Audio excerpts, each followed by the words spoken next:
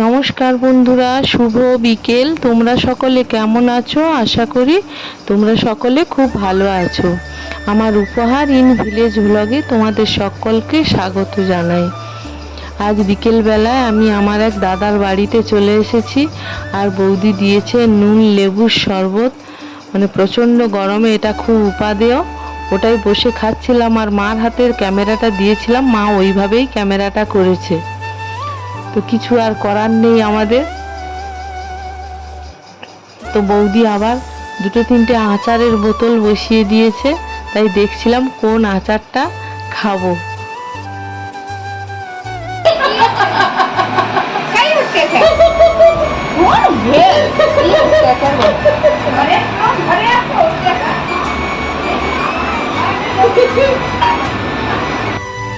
বৌদি আমাদের আচার টাচার এটা ওটা দিচ্ছিল খেতে, তাই একটু বৌদির পিছনে লাগছিলাম, একটু হাসাহাসি করছিলাম আর কি।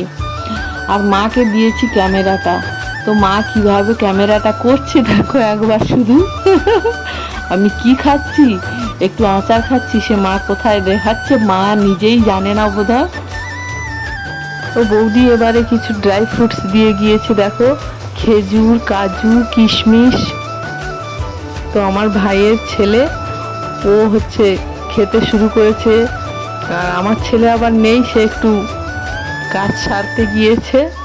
তো বৌদি যখন এগুলো দিয়েছে সেগুলো তো খেতেই হবে, তো তার সদ্ব্যবহার তো করতে হবে, তাই সেই সব বলা বলি করছিলাম।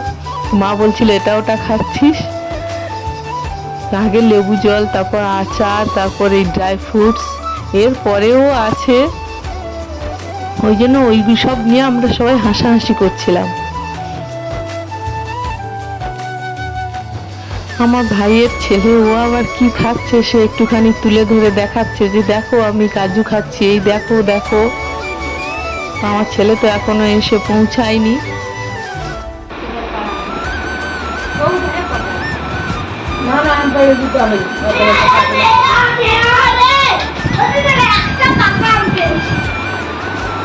দেখি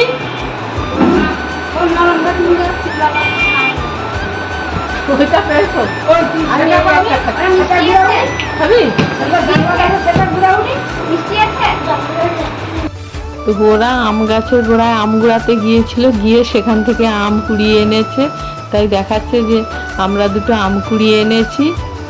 আর এসে আবার আমার আমটা পাকা বলে এবারে ওইটা নিয়ে খাচ্ছে।